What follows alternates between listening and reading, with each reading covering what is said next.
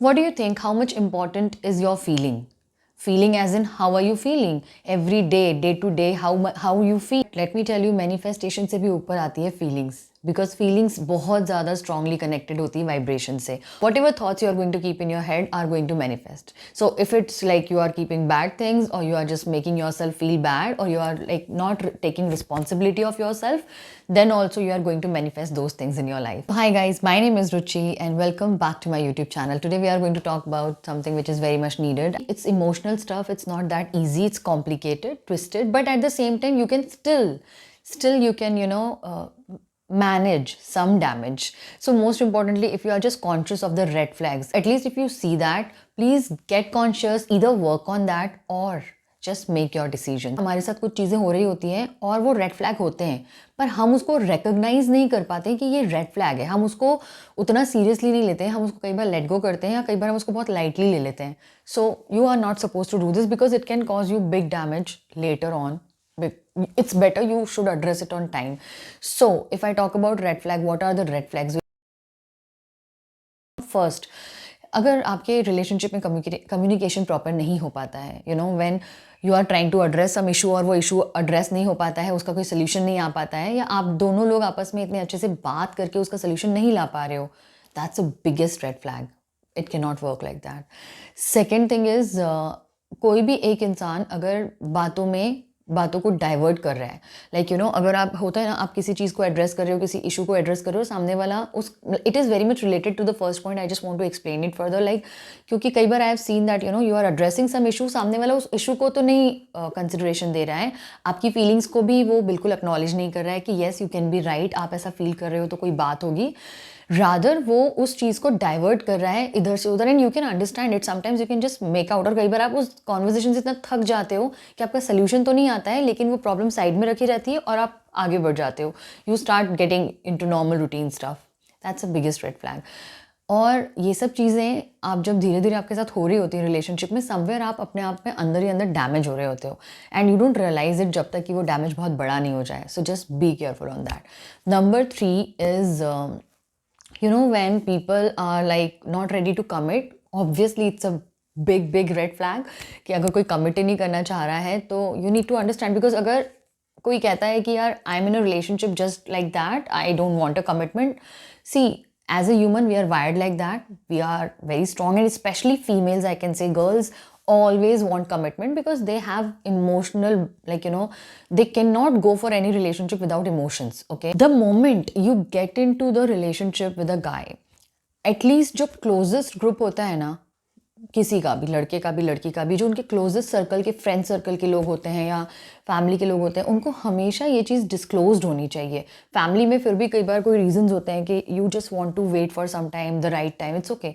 But at least जो आपके closest friend circle है, अगर आप उनको अपने फ्रेंड्स बोलते हो तो उसमें तो ये चीज़ सामने वाले को बताना बहुत ज़रूरी होती है. आपको इंट्रोड्यूस करवाना सही तरीके से ज़रूरी होता है.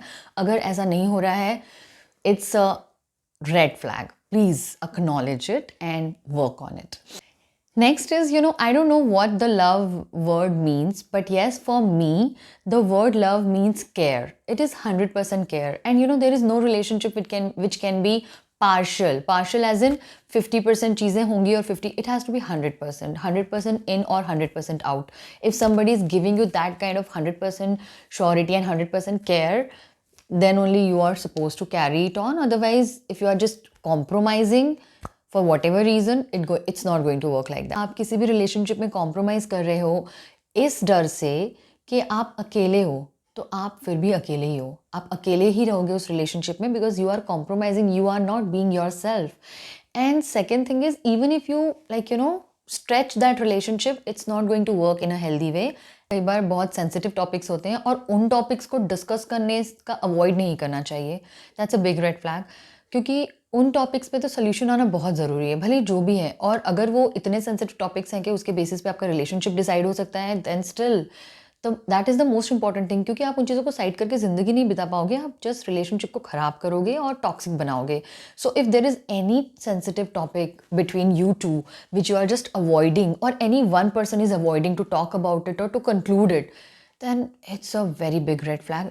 आप रेडी रहो, अगर आप ऐसा कर रहे हो और करना चाह रहे हो, आप रेडी रहो कि ये रिलेशनशिप ख़राब होने वाला है आगे चल के, इसमें बहुत टॉक्सिक होने वाली है चीज़ें, और आप दोनों ग्रेजुअली उस लेवल पे आ जाओगे कि you will stop liking each other, क्योंकि चीज़ें उतनी ख़राब होती जाएंगी। जब हम किसी टॉपिक को और किसी सेंसिटिव टॉपिक को, स्पेशली कोई इमोशनल चीज़ है, कोई सेंसिटिव चीज़ है, उसको अगर हम अवॉइड करते हैं ना, तो वो सॉल्व नहीं होती है, वो बस चीज़ों को ख़राब कर देती है।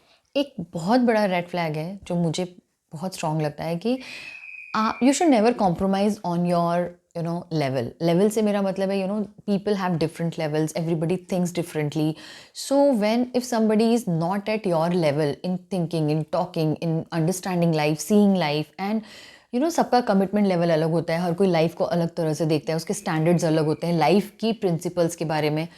Never compromise on your level. If you ever go down just to adjust, or for whatever reason in a relationship, it's going to harm you also, and it's going to harm your partner also, क्योंकि जब आप अपने level पे compromise करते हो ना, तो आप एक्चुअली कॉम्प्रोमाइज़ कर ही नहीं पाते हो, then there are so many things, because you will have issues every day in and out, because it's about your lifestyle, it's about the things you believe in your life. How will you make it correct just by living this way? It's not possible.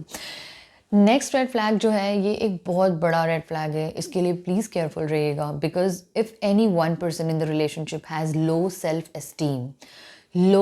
Esteem एक बहुत बड़ी problem होती है, क्योंकि ये एक चीज़ बहुत सारी चीज़ों को इनवाइट करती है। लो सेल्फ एस्टीम वाला person is always in insecure mind set, he always will doubt on lot of things कि मेरे बारे में ऐसे सोचा जा रहा है, वैसे सोचा जा रहा है। It's a very typical thing, never go for it. And another thing is next कि चीटिंग जो एक चीज़ होती है ना, ऑनेस्टी का मतलब सिर्फ ये नहीं होता है कि somebody is cheating you in the relationship, just going with someone else. Honesty has to be there 100%, telling lies, hiding things, and even doing something which your partner just does not like, or the partner is just not okay with. That's a big dishonesty as per me. Don't think that honesty का मतलब क्या होता है, सिर्फ ये नहीं होता है। अगर वो आपसे हाइड करके फ़ोन पे बात करना चाह रहा है, अगर वो आपसे हाइड करके कुछ भी ऐसी चीज़ें कर रहा है जिसके कारण उसको लगता है कि उसका आपसे डिस्कशन हो जाएगा, आप बताओ कैसे आप ऐसे इंसान के साथ लाइफ शेयर कर सकते हो? सो वो चीज़ें कितनी ही टफ हो, बट आपको एड्रेस करनी पड़ेंगी।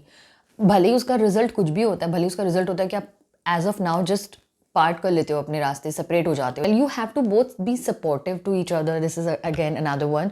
दोनों इतने सपोर्टिव होना चाहिए कि दोनों एक दूसरे के साथ जब हो, और एक दूसरे के साथ जब लाइफ में भी हो ना, दोनों की लाइफ बेटर होनी चाहिए करियर वाइज, एंड दोनों एक दूसरे की लाइफ और करियर को इतनी इंपॉर्टेंस दें, एक दूसरे के ऊपर अपनी चीज़ें ना थोपें कि आप सामने वाले से क्या एक्सपेक्ट कर रहे हो वही वो करे। This is a big red flag, okay? So never do that. You both have to be really, it's like एक दूसरे को nurture करने वाले होने चाहिए. That's a very important thing. So now अब ये सब तो चीज़ें होती हैं, लेकिन ये चीज़ें even if I share or not, I'm telling you it's not so easy कि अगर आपको रेड फ्लैग दिख भी रहे होंगे ना, तो भी आप उसको अक्नॉलेज कर दोगे और इतनी आसानी से उस चीज़ को मैनेज करके निकल आओगे, ऐसा नहीं होता है for sure.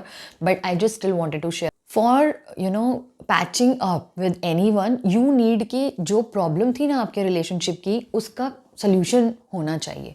अगर किसी ने कोई गलती करी है या किसी की साइड से कोई चीज़ की प्रॉब्लम है, तो उसमें चेंजेस दिखने चाहिए। सामने वाला अपनी गलती को एक्सेप्ट करे, बिहेवियर में चेंजेस दिखाए। That can be the only reason for patch up. That's all for this video. Thank you so much. I love you all and I hope this video will help you for sure. Love you. Take care.